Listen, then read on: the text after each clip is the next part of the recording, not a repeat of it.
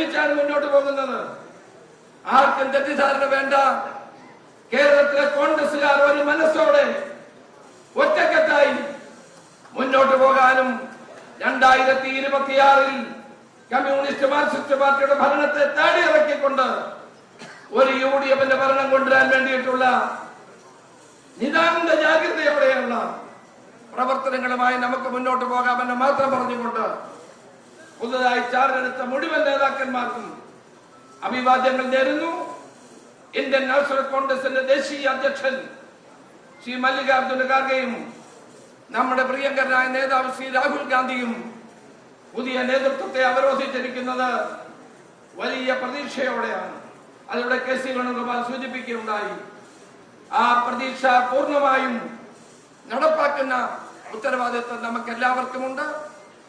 ഒരു കോൺഗ്രസ് പ്രവർത്തകൻ എന്ന നിലയിൽ ആ ഐക്യത്തിന്റെയും യോജിപ്പിന്റെയും മുന്നിൽ നമ്മൾ ഒരുമിച്ച് മുന്നോട്ട് പോകാമെന്ന് മാത്രം പറഞ്ഞുകൊണ്ട് എല്ലാ അഭിവാദ്യങ്ങളും നേർന്നുകൊണ്ട് എന്റെ വാക്കുകൾ നിർത്തുന്നു. നമസ്കാരം. ജയ് ഹിന്ദ്.